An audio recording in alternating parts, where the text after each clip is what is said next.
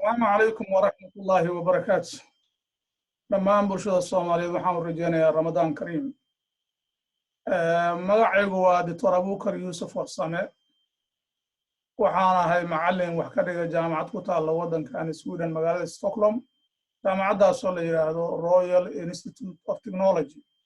ama badanaaba sida loo soo gaabiyo ama loo yaqaan KTH. Waxaan maanta oo taariikhdu tahay 2 bishii May 2020 aan jeclaystay inaan la wadaago bulshada Soomaaliyeed barnaamij yar oo halkan ku duubi doono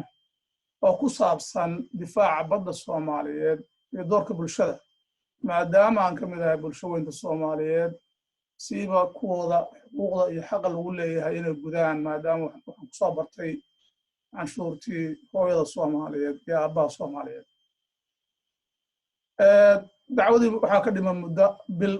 iyo dhowr casho ah oo loo ballansan yahay diyaaradnimo 8 bisha Juun 2020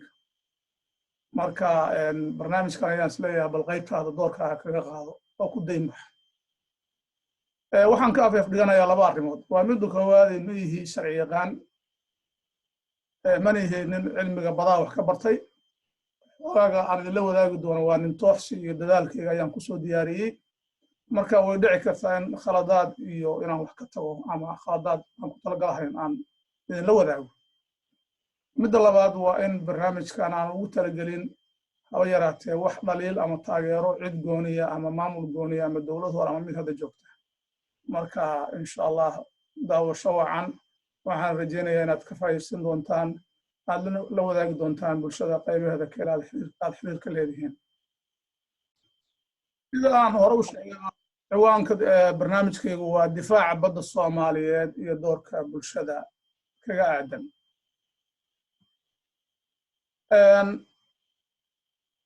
wuxuu ka koobnaan doonaa 3 qaybood haddii alla idmo. 3daas qaybood oo kala ah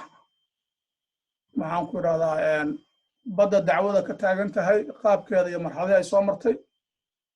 dacwada hortaalla maxkamadda caalamiga iyo natiijada laga filan karo, iyo xogta iyo xeeladaha ay Kenya adeegsanaysa si ay ugu guulaysato rabitaankeeda. waxaa dhici karta in iyo waxaan kusoo gunaani doonaa insha Allah gunaanada yar. waxaa dhici karta in barnaamijku xoogaa yaro dheeraado laakiin waxaan isku dayayaa inaan bal ama hal qayb haddii insha Allah aan kusoo koobo haddii kale aan u kala gooyo 2 qaybood. marka haddii ay noqoto inaan 2 qaybood u kala gooyo fadlan aseegin qaybta koowaad iyo labaad inaad wada daawatid si aad u heshid xog dhammaystiran. badda Soomaaliya dhererkeeda badankiin waad ogtihiin waa 3,300 oo kilomitir wax ka badan. maxaan ku idhahdaa khayraad badan ayaa dhex jiifa adduunyadan de sidoo kale kaligeed anagu badaha cidda kale leh ma nihin laakiin adduunyada sidoo kale ay leeyihiin bado khayraad badan oo kalluun batrool iyo gaasas ku jiro. baddu sidoo kale waa marin la maro oo ay kala guushaan ama isticmaalaan maraakiibta adduunyada u kala socota. haddaba waqtiyadii hore ma jirinin maxaan ku idhahdaa bulshada adduunyada ku nool inta waa ka yarayd khayraadku sida kalluumaysiga iyo maxaan ku idhahdaa cilmi baarista batroolka ama gaasaska iyo teknolojiyada ma jirinin. balse wixii 70-meeyadii loo gaaray waxaa badatay teknolojiyada dhulka hoostiisa batrool laga baarayo gaas looga helayo. kalluumaysiga waxaa abuurmay maxaan ku idhahdaa maraakiib waaweyn oo wadata maxaan ku idhahdaa qalab casri ah oo badaa xaalufinaya. waxaa dhacday isku dhacyo badan. barigii hore marka Soomaaliya iyo dhowr waddan ka mid ah waxay qorteen ama ay sharciyeeyeen xadka baddooda kaasoo Soomaaliya la oran jiray law number 37 oo sheegaya insha Allah waa arki doonaa slide ka soo socda ayarka bacdi in 200 oo nautical mile ay tahay badda Soomaaliya. haddaba isku dhacyo badan oo khayraadkaas iyo dhibaatadaas ka yimid adduunyadu waxay go'aansatay in la helo xeerar kala haga. sidaa daraaddeed 1982 waddanka Jamaica waxaa lagu qabtay wax la yiraahdo United Nations Convention Law of Seas. xeerkaasaan hore u sheegay wuxuu qeexayay inaan xuquuqdadeena ay tahay 200 nautical mile. nautical way ka duwan tahay mailkaas waa ka duwan yahay mailka caadiga dhulka. wax yar buu dheer yahay oo ah 1.15 hal dhibic hal shan ayuu la mid yahay oo maylka dhulka ah marka hawada iyo badda la cabirayo wuu ka yar duwan yahay marka adigu waa ilaa halkii mayl nautical mile wuxuu la mid yahay 1.8 kilomitir intaas waxaan lahayn sharcigaas wuxuu qorayay in awoodda madax banaaneeda oo hawada sare wixii dul maraayo wixii baddaas dusheeda maraayo iyo wixii ka hooseeya baanu leenahay waana meeshaas ilaa uu gaarayay dhibicda haddaan tilmaamayo wax xariiqaas buluuga ah meeshaan maadaama dhulka ay tahay marka 200 nautical mile halkaas baxay haddaba maxaa dhacay United Nations Convention for the Law of Sea ayaanu ka qayb galay 1982 wadamo badan oo ilaa 154 ayay ahaayeen ilaa maanta waxaa ansixiyey 168 wadan Soomaaliya waxay ansixisay sharcigaas oo saxiixday ay signatory ka mid noqotay saxiixayaasha wadan oo hirgelinaya sanadkii 1989 waa waqtigii Allah u naxariistay madaxweyne Maxamed Siyaad Barre xukunkii dowladda dhexe jirtay haddaba su'aasha suudiinta lahaa waxay tahay muxuu heshiiskaas Soomaaliya ansixiyey ka bedelay sharcigii law number 37 ratificationkii markaan idinla wadaago oo sharcigaas u siixay Allah u naxariistay madaxweyne Maxamed Siyaad Barre haddaba waa kana heshiiskii ratificationkii Allah u naxariistay madaxweyne Maxamed Siyaad Barre siixay bishii Febraayo 1989 waad u jeedaan saxiix madaxweyne ayaa saaran oo waxay ahayd decree presidential oo ku soo baxday bulletin official ama official bulletin xeerkaas qodobkiisa labaad wuxuu leeyahay Soomaaliya waxaa ka hirgalaya dhaqanka xeerkaas United Nations ayaa qabanaya macnaheedu waxay tahay wax kastoo xeerkaas qorayo ayaan ku xukumanahay qaybna kama qaadin karto qaybna kama tegaysid way jiri karaan qaybo qof dad wadamada ay xuquuq leeyihiin ay raaciyaan attachment ay raaciyaan annex markay xeerka siixayaan laakiin qodobkaas ayaan sharcigaas ayaan ogolaanay oo sheegaya wax kasta oo ku qoran annexkiisa iyo conventionkaas aan ku gowracanahay haddaba waxay tahay muxuu ka bedelay law number 37 haddaba heshiiskaas aan ratification ku sameynay wuxuu meesha ka saarayaa xeerkii law number 37 waayo qodobkiisa saddexaad ayaa wuxuu leeyahay wadan walba wuxuu xaq u leeyahay inuu xadaysto xadkiisa baddiisa inuu sameeyo taasoo aan ka badan karin 12 nautical mile oo laga cabiray badda maxaan ku radaa jinka badda laga soo cabiray xeebta laga soo cabiray conventionkaas baa markana qabanaya waayo haddaan conventionkaas aanan u hoggaansanaynin oo aan law number 37 uu jirayaa haddee qayb ka mid ayaan diidaynaa markaas waxaa imaanaysa in xataa dacwada aan tegayno ICG da International Court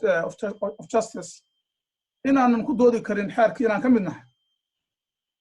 marka maaha inaan baddeena ka takhalusnay 200 nautical mile laakiin waxaa loo bedel wax la yidhaha EEZ kabacdina waxaa soo kor qayb kala timid oo continental shelf teknolojiyadu waa sii korortay badda faa'iidadeeda iyo maxaan ku radaa waxa hoosteeda ku jira in la raadsado awoodii logala soo bixi lahaa ayaa la gaaray marka ayaa hawsha halkaa kasii badatay marka waan insha allah qaybtan baa ii sharxaysa saddexda qaybood waxay kula duwan yihiin territorial seaga waa qaybtaas 12 nautical mile aan ku soo koobannay aan ogolaanay inaan leenahay sida dhulkeena oo kale ay la mid tahay wixii hawada dul marahaya oo airspace-ka ah wixii badda korkeeda marahaya wixii badda hoosteeda gunteeda yaalla iyo wixii ka hooseeyaba annaga xaq u leh sovereignty-geeda Soomaalida ayaa iska leh wadan walbana waa sidaas si lamid ah waxaa la sameeyay markii wax la yiraahdo exclusive zone economic zone oo ah 200 nautical mile qaybta yarta contiguous zone-ka oo 12 ilaa 14 nautical mile ah waa meelaha loogu talagalay law enforcement-ga sharciyada customer-ka iyo canshuuraha iyo hadday noqoto maxaan ku radaa immigrationka iyo waxaas wax la xiriira laakiin waa labadan waxa muhiimka ah territorial seaga oo 12 nautical mile iyo 200 oo ah exclusive economic zone exclusive economic zone-kii waxaa meesha ka baxay hawada ma xukunta cidda maraysa laakiin weli waxaad xukuntaa badda dusheeda wixii ah badda maxaan ku radaa salkeeda wixii yaalla gunteeda iyo wixii ka hooseeya waxaa ku sii xiga wax la yidhahda extended continental shelf ama qalfoofka sare qaybtaas ayada waxaa meesha ka baxaya waxaa kaa soo haray territorial seaga waxa ku soo hartay hawada sare exclusive economic zone-kana waxaa ku jirtay ka hartay meesha inaadan hawada sare xukumin extended continental shelf qaybtaana waxaa meesha ka baxday inaadan xukuminin maraakiibda dusheeda maraysa ama kalluumaysiga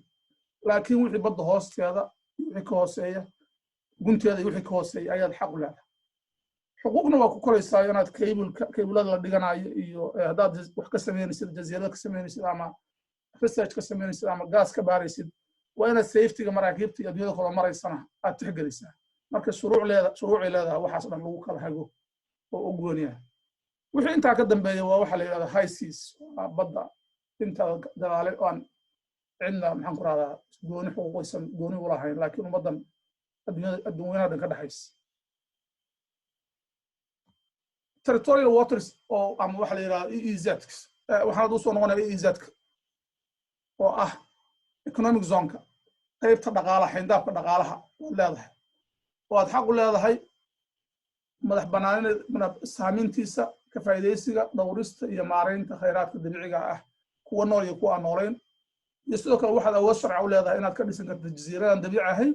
ama aad ku rakibi karto qalab kaybulo ama dhismo ama aad cilmi baaris ka samayn kartid waana meeshaas marka meesha madaxweyne xasan sheekh waqtigii dowladdiisii uu proclamation wax la yidhaahdo hanasho ama maxaan ku rahdaa sheegashadanadii si loo sharciyeeyo uu u gudbiyey united nationska waxa la yidhahda proclamationkaas uu gudbiyey kaasoo asagana idinla wadaagaya haddii aad arki doontaan waraaqdaasi saxiixii madaxweyne xasan sheekh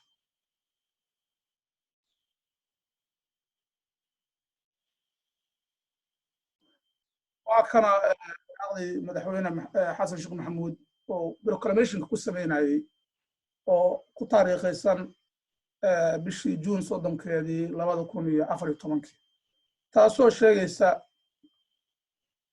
maxaan ku radaa EEZ-kana iyo xuquuqdaan u leenahay oo ah intaad aan hore idinku soo sharxay qayb Soomaaliya macnaha ay leedahay jurisdictionkeeda wixii sharciyan wixii badaha oo ciddii dul maraysa ciddii maxaan ku radaa ku samaynaysa wixii scientific research awooddaas dhan macnaha Soomaaliya waa qoraalka waad ujeedaan qodobka afraad unbaa xoogaa muhiima oo ah haddii ay dhacdo waa inaan wadamada nalada nagu dhegan naga soo horjeeda oo saamayn karto exclusive economic zone-keena waa in Soomaalida ay la gashaa negotiation haddii ay jirto wax maxaan ku rahdaa isfaham la'aana waraaqdaasna waa ujeedaan waxaa ku seexan madaxweyne xasan sheekh oo seexay maxaan ku rahdaa 30 bishii juun 2014 haddaba waxaan rajaynayaa taasi in meesha ka saarayso dooda aan salka lahayn ah in waqtigii madaxweyne xasan sheekh uu madaxweynaha waddanka ahaa la baabiyey xeerkan la yidhahdo law number 37 oo aan tusay in la seexay heerka ratificationkaas la seexay 1989 oo ahayd waqtigii dowladdii allah naxariis maxamed siyaad barre waddanka talinaysa madaxweyne xasan sheekh waqtigiisii EEZ-kan ayuu proclamation ku sameeyey iyo maxaan ku rahaa sheegashada in la xadeeyo 200 nautical mile oo ah xariiqaas aa ujeedaan oo ah hurdiga ah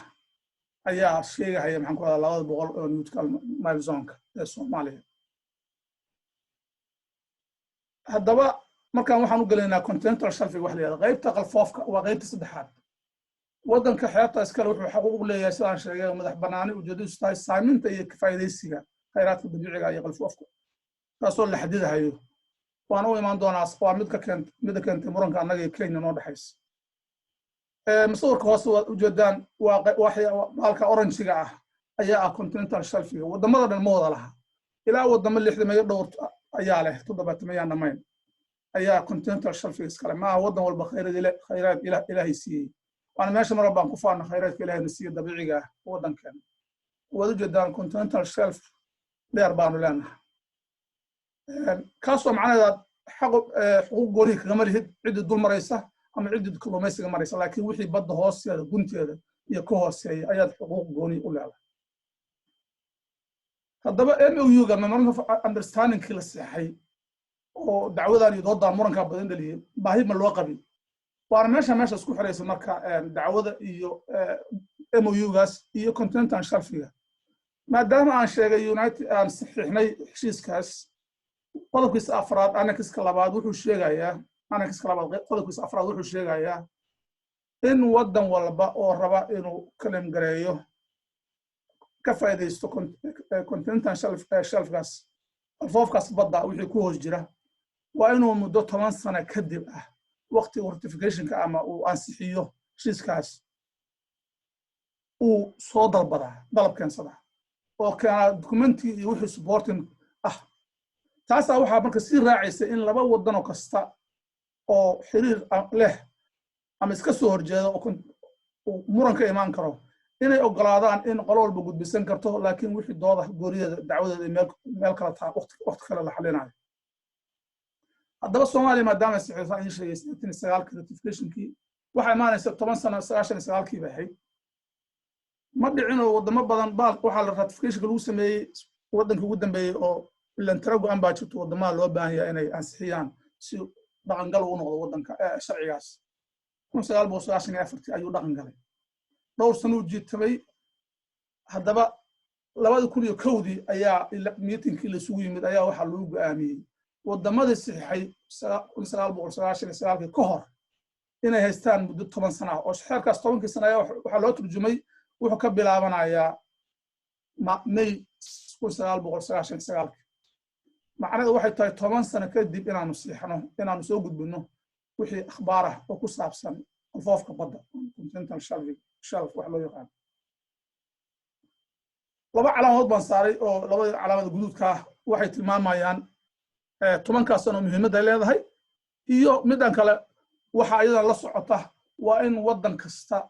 cidda ka kaalmaysa commission-ka haday ku jirto members ka mid yihiin waa in magacyadooda ay soo gudbiyaan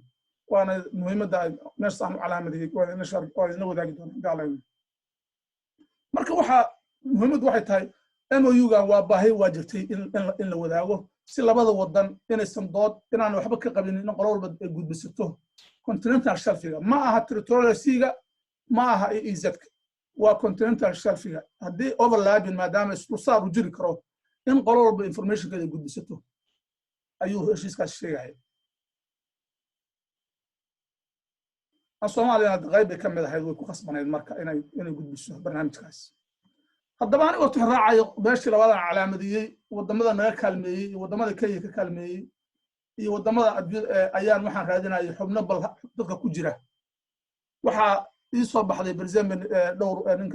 ninkan yiraahdo Master Harold Breck oo Norwegian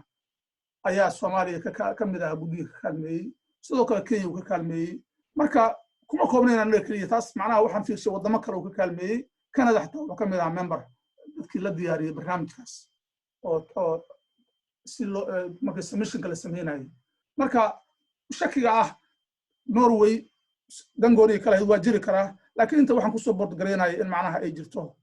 inuu meel kale wadankan uu qayb ka mid ahaa Yemen oo kale waxay cidna uma baahnin ayagaas ka kaaf isku filaa inay waxooda gudbiyaan waayo technical badan iyo khabaar badan u baahan yahay haddaba gudbinta dacwada iyo maxaan ku radaa ICG-da yaan hadda wax u galayaa waxaan saxinay memorandum-kan understanding oo aan saxinay 7 April 2009 badina waa ka wada dhegsantihiin kaasoo sheegaya maxaan ku radaa in la xiriiray continental shelf ama qalfoofta badda si maxaan ku radaa loo claim gareeyo ama aan u sheegano inaan ka faa'iideysan doono mustaqbalka haddii aan leedno haddaba waxaa jirta khiyaamo ayadana la wadaagi doono oo ku dhex jirtay MOU-gaas memorandum of understanding-kaas iyo Kenya oo lafteedu ay inay maxaan ku radaa khiyaamo gooniya wadatay oo taasoo soo dedejisay inaan maxaan ku radaa ICG-da dacwadan u gudbin dacwadaasoo la gudbiyey 18 Agost 2014 waa waqtigii dowladdii xasan sheekh waddanka ka talinaysa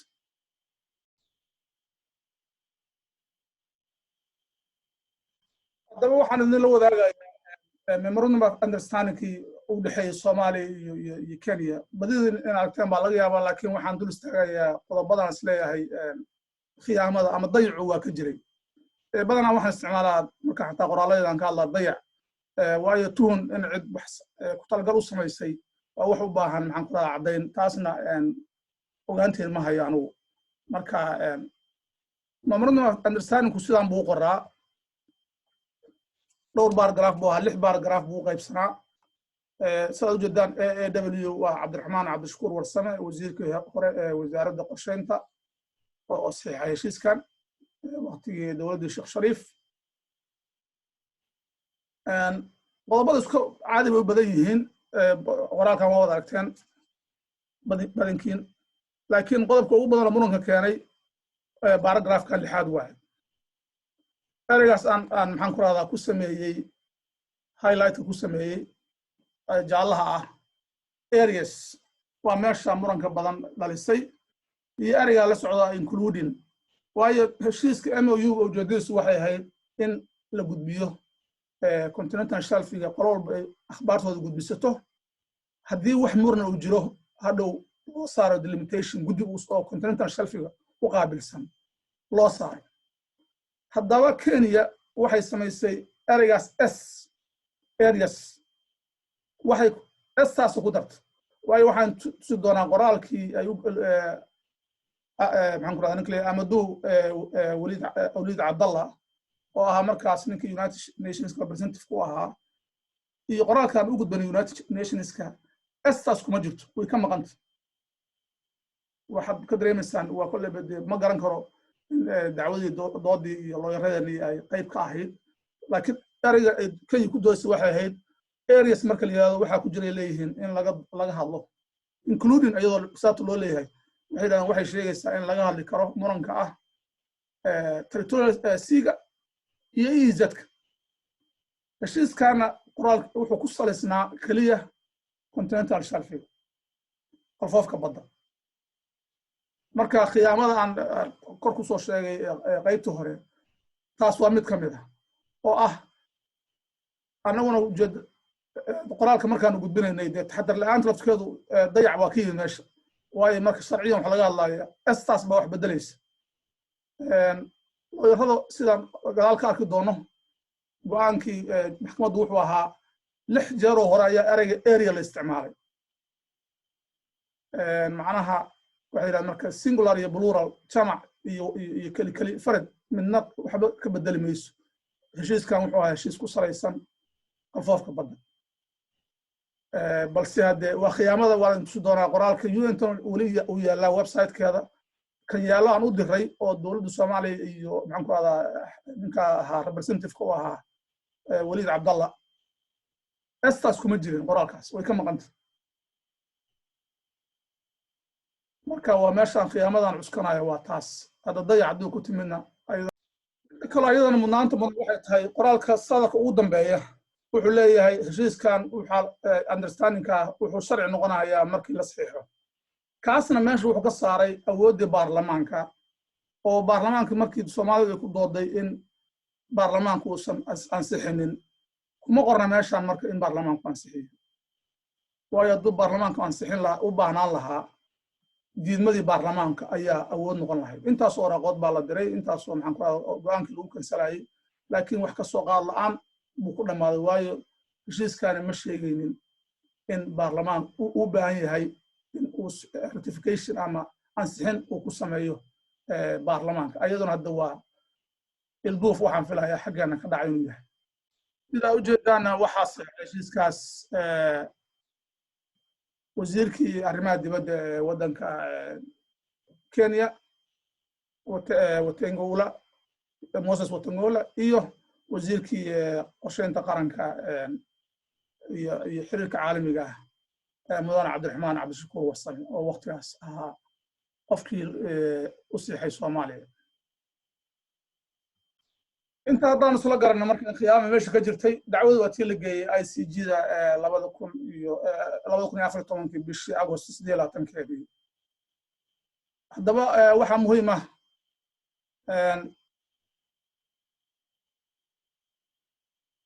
inaan horta bal wax aan ka yiraahdo maxaan ku radaa ICJ-ga koortiga oo aan saxiixnay waxaanu ka mid noqonnay 11 Abriil 1963. sababtaan intaan usoo qaadana waxay tahay dooda ku salaysan Kenya asaaskeedu waxay ahayd ICJ inaysan xuquuq u lahayn inay dacwadan gasho. waana meesha aan leeyahay khiyaamada Kenya ma ahayn mid markaan bilaabatay laakiin waxay ahayd maalintii saxiixayeen heshiiskan ama xornimada qaateenba inaysan ka maqneen maskaxdooda ka maqneen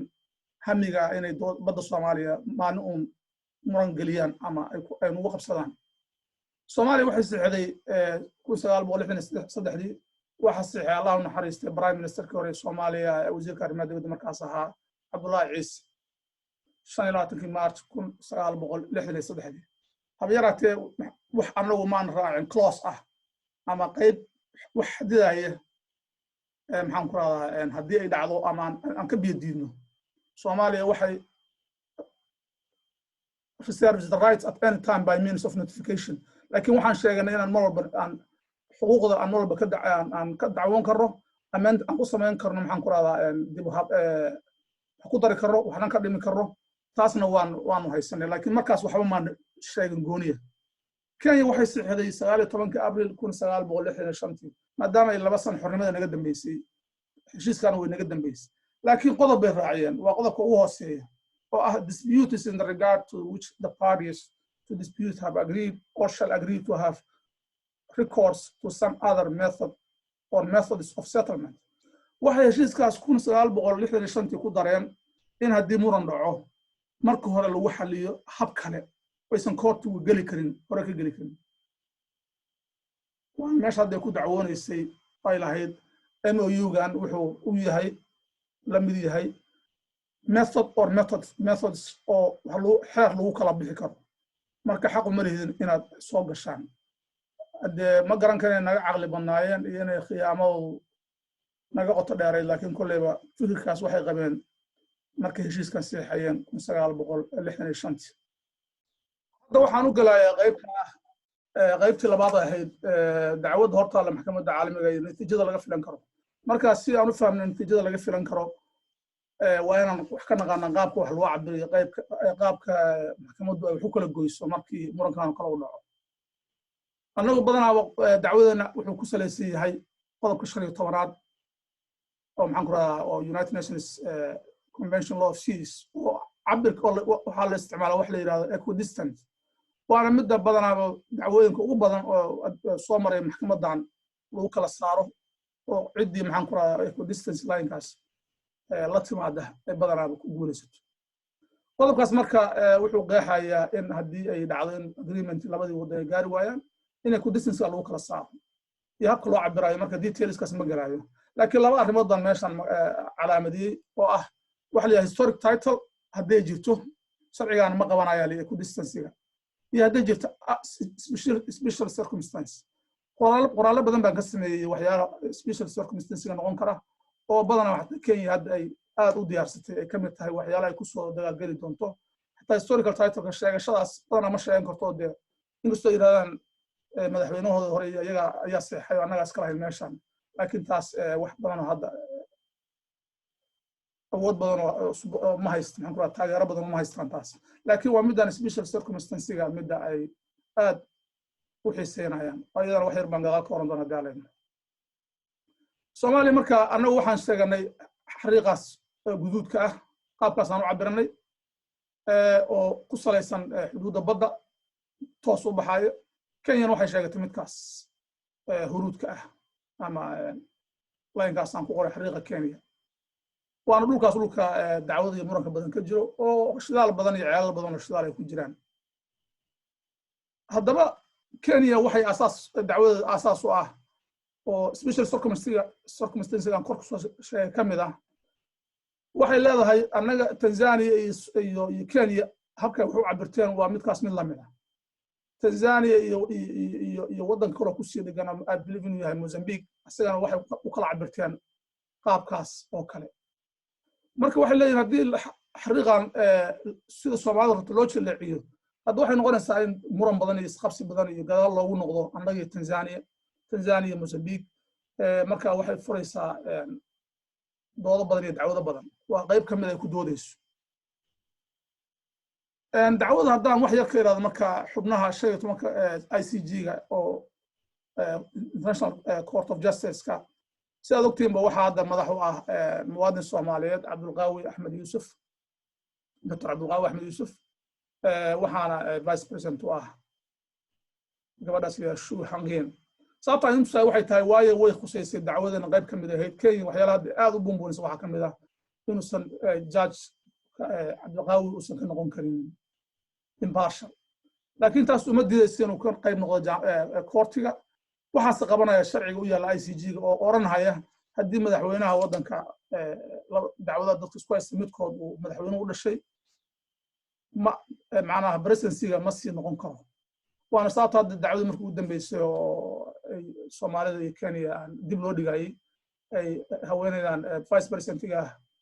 ay madaxda ugu ahayd Cabdulqaawi marka codkiisu waa leeyahay judge waaye garsoorayaasha mid ka mid ah waaye laakiin ma laha awoodii madaxtinimada Kenyana waxaa loo ogolaaday inuu wax la yiraahdo ad hoc judge inay kusoo darsato oo markaa nin la yiraahdo Julamo Francis oo ahaan jiray booska Cabdulqaawi uu joogo la mid ahaa 1994 iyo waqtigaas muddo soo shaqeynayay ayaa wakiilatay inuu matalo Kenya marka taasna xaq bay u leeyihiin ma khasabeen waddankooda qof u dhashay u matashaan laakiin qofkii rabaan bay u matalan karaan doodan Cabdulqaawi iyo ayadan wax yar baan ka oran doonaa hadii aan magadaal iyo saameynta ay ku yeelan karto Kenya macnaha waxyaalaha rabto inay ka dhigto dood ah uusan noqon karin dacwada mid u dhacda si xaq ah maadaama nin Soomaali madax ka yahay ama uu awood ku leeyahay meesha marka laba waxay keentay dacwo ay keentay dowladda Kenya waana dhibka MOU-ga naga soo gaaray koo waxay ku dooday horta inaysan xaq u lahayn dowladda ICJ-da inay gasho dacwadan maadaama aysan lahayn awood ay ku gasho MOU-gana uu yahay wax method of settlement wax lagu kala bixi karo taas waa laga diiday waqti hadda marka la yiraahdo waa gali kartaa dacwada laakiin dhibaatada inoo keento waxay noqotay MOU-gii in la aqoonsaday uu yahay wax sharci ah waa written document baa la yiri oo labada party ay kala galeen international law uu waafaqsan yahay marka kolleyba wixii khasaara naga soo gaara ilaahay naga haye waa dhibkiisa lagu gooyay oo lahaa laakiin waa baahi loo baahnaa ahayd wixii khaladaad ku jirayna waa wax in loo diyaar garoobo ama loo yarayna ay diyaar garoobeen ba ay aan qabo ay ku filan yihiin dariiqan Cabdulqaawi wuxuu qoray markii dacwada dhamaatay qoraal uu ku ayidayo go'aankii ahaa maxkamadda inay gali karto balse wuxuu duray wuxuu ma jirto heshiis noocan kale ah oo kala afgarada oo laba dowladood kala saxiixdeen haba yaraatay aysan wax luga ku lahayn ama ka wada xaajoon ama si taxaddar looga xaajoon waxta diyaarintiis waayo Soomaaliya hal eray kuma darin MOU-ga Kenya waxaan filayaa inay ciwaanka wax ka bedesho mid ahayd areas waxay ahayd dispute-kaas way ku doodeen waxay yiraahdeen xaq waxaan leenahay inaan ka doonno badda territorial zone-ka territorial sea-ga iyo EEZ-ka waa laga diiday waxa la yiri plural single hal meel ku jirto hafiirinina waxa fiishan guud ahaan MOU-ga kaasina wuxuu ka turjumayay continental shelf-ga foofka badda waa tan qayb yar aan ka soo gooyay qoraalkaas aan sheegay UN-ta saas uu qoran yahay waa area under dispute MOU-ga markaa fiirsan S baa lagu daray waa meesha kolleyba aan ilaahay khiyaamada iyo annagana xogaa ilduufka aanu ka galay waana iska fiirin waxa saxiixnay iyo waxa UN-ta loo gudbiyay anigu gaar ahaanteeda dacwadan aad baan ugu sababtan intusay qayb badan baan ka qaad sababtan intusay ninkii hore Harold Beck waxay ahayd markii dacwadan soo baxday 2014 heshiiska la saxay ayaan waxaan u diray ayaan la xiriiray laftigiisa waa nin Norwegian oo u shaqeeya macadka cilmi baarista macdanta iyo gaaska dabiiciga Norway baan rabay inaan tago oo aan shaqaan u tagay markaan la kulmaan jeclaystay waan wacay marka wixii qoraalhaan igu soo qoraal baan u diray laba su'aalood baan weydiiyey laba su'aalood ahaa maxaan ku raadaa kow agreement-gan memorandum-kan ma yahay legal agreement iyo Kenya maxaan ku raadaa Norwegian doorka ay ku leeyihiin heshiiskan maadaama dowladda Norwegian embassy inuu meesha joogay wuu soo jawaabay wuxuu yiri MOU-gan waxa ay yaraatay sida uu qoran yahay waa contentan shafiga lagu talagalay wax ka baxsan ma aha waana common practice biri oo waan arkay runtii mid kale oo Norway waxaan malay Canada iyo kala qorteen Denmark baan malay oo saabsan Greenland wadamo kale waan arkay marka MOU-ga waa wax badanaa iska normal ah laakiin taxadar inuu kulleeba loo kala qorto ayuu ku haboonaa oo sida Cabdiqaawi sheegay taxadar badan lama muujinin markii la galayo wuxuu kaloo sheegay Norway inay UN-ta iyo Cabdalla Waliid ninkan hore u soo sheegay ay ka codsadeen inay ka kaalmeeyaan Soomaaliya maadaama aysan awood maqaale lahayn iyo technically iyo financially midna aysan awoodin arrimahaas waxaan la wadaagay maxaan ku raadaa looyaradii dacwada noo qaabilsanaa ayaan qoraalka la wadaagay waxaan u sheegay maxaan ku raadaa in ninkaas Harold Beck qoraalkaas una dhex maray kaasoo hadduu support gareynayo dacwadooda ay muhiim tahay inay kullee ogaadaan maadaama uu ka mid yahay Harold Beck wuxuu ka mid yahay qoladan yado UNCLOS-ka waa member ka mid ah waa dadka dhow dacwooyinka gala markii wax la kala xadeynayo way soo jawaabeen nasiib wanaag maalmo kadib waxay yiraahdeen aad baan ugu faraxsanahay in aan helo qof high position oo positionkeena macnaha taageersan mowqifkaanu taaganahay oo ku farxeen laakiin waxay sheegeen ma isticmaali kariyo dokumentigaas koortiga markaan fiirsana waa run oo waxa xeerka maxaan ku raadaa ICJ-ga wuxuu qorayaa in markii dokumentiga koortiga aysan wixii intuusan dhicin ka hor la gudbin karo laakiin mar hadday dhammaato ama oral ku dhammaado discussionka waxay u baahan yihiin inaan la gudbin karin marka waa inay dood dheer galaan marka saasaan ugu qancay looyaradii dacwada noogu jiray cudurdaarka ii muujiyeen ah inaysan isticmaali karin hadalka Harold Beck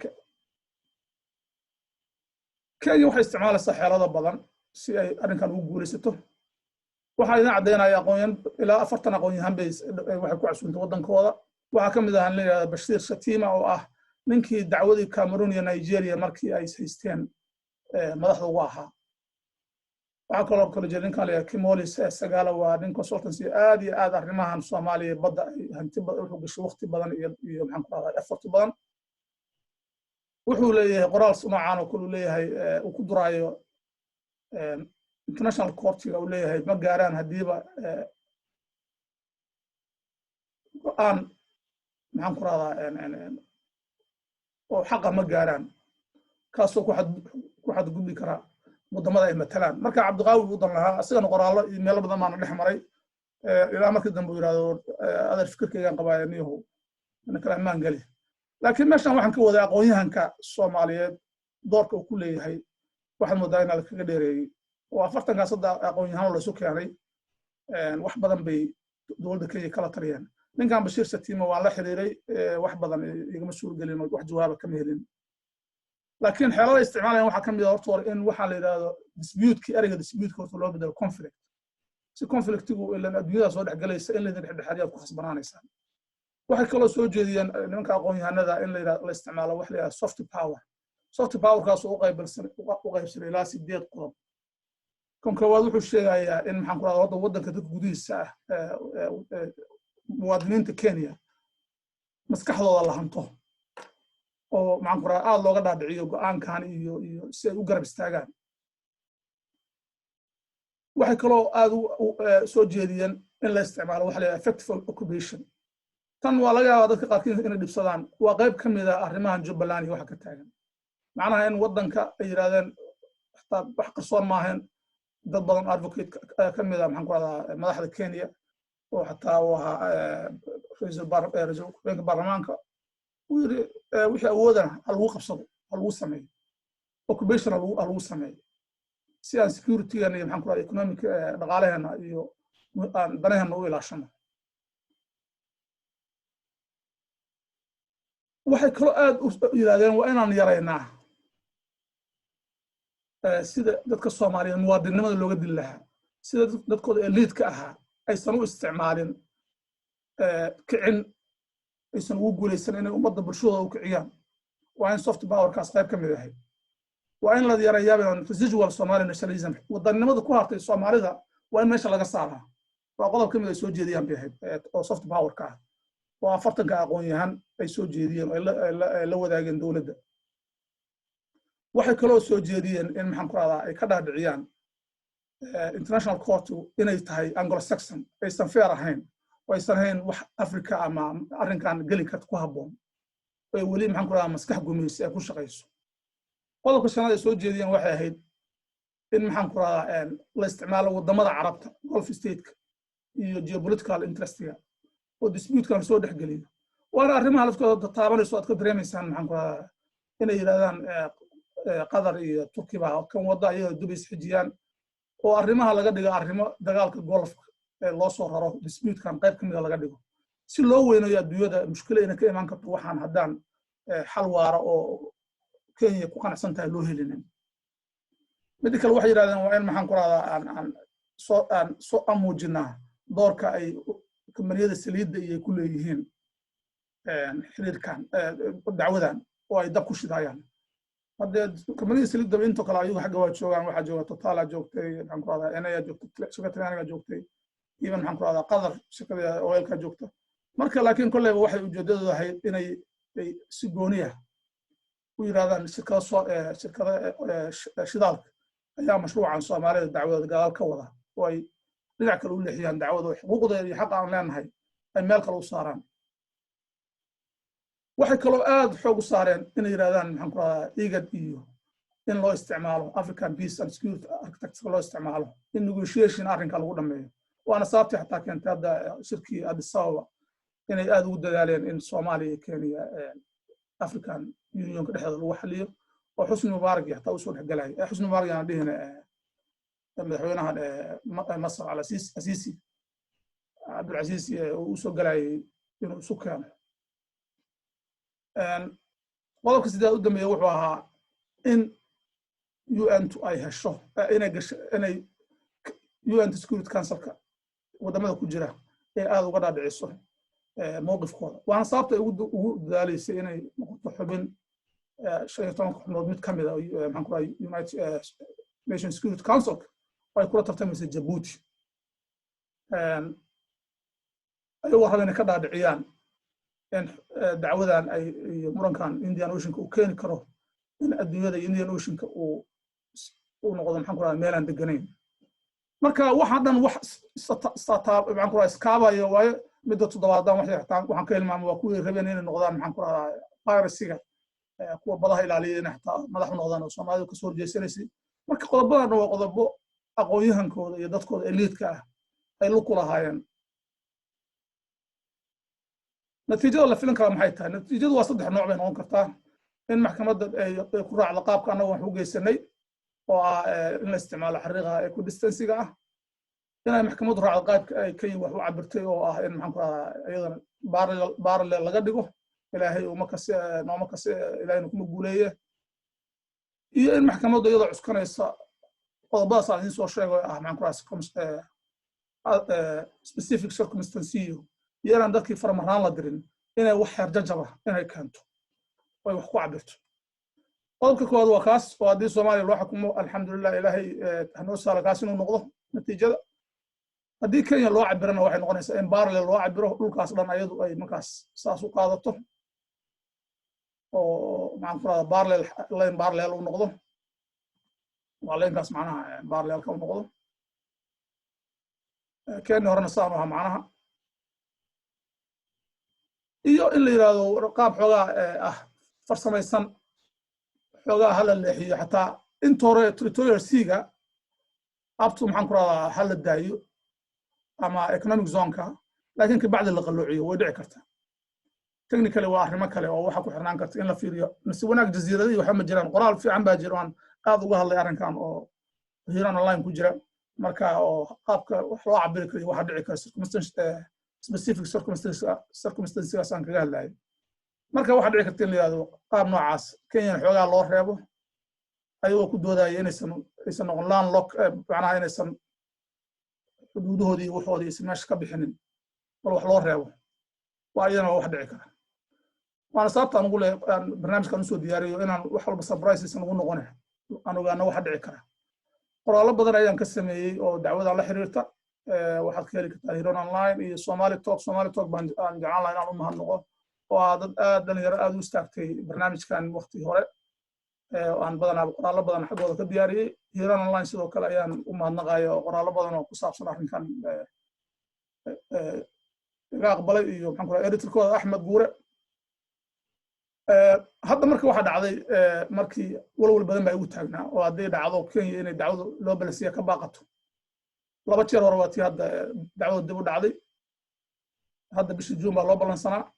maalin dhow 7 April waxaa la soo qoray in waqtigii dib maadaama cudurkan COVID-19 uu adduunyada farakul ku hayo la soo safri karin Kenya cudurdaar u noqon kartaa hadda kaga dhigato ay tiraado culays badan baan ugu furan nimayo maxkamadan iyo warka dib noogu dhiga nasiibana waan la xiriiray email baan u diray waxaan la xiriiray information officer kooda aan weydiinayo warbaxan dib u dhici kartaa way walwalkaas aad bay ugu taagneed in dib u dhacay maxaan ku radaa nasiibana waxay soo qoreen isla markiiba inaysan dacwadaysan baaqanaynin qoraalkan bay soo saareen inay 8 April ma xusuustimay laakiin 8 filay inay ahayd way leeyihiin online baa xataa lagu qaadayo hadda waxay galeen dacwo galeen maalin dhow oo qaabkan online-ka ayaa lagu galay marka waxay yiraahdeen we will continue maxaan ku radaa to discharge our functions and deal with matters submitted to all those already pending before so dacwadii way dhacaysaa insha Allah 8 June 2020 hadday dhacdo Kenya markayna ka baaqato waxaan xaq u leenahay inaan sheegano inay go'aanka dacwada dhinaca u xukunto waa qodobkaas 53 ayaa sheegaya laakiin waxaa la raaciyay waa in maxkamaddu ay hubisaa si degan in maxaan ku radaa qodobo kale ku xirta 36 inay jirto sabab cudurdaar ay ku maqnaan karto oo aysan xukunkaas iska dhicin aan la sahlanin marka qoraalkiisaas ku eegyahay waxaan idin rajeynayaa khayr iyo guul insha Allah Ramadaan Kariim. Assalaamu calaykum waraxmatullaahi wabarakaatuh.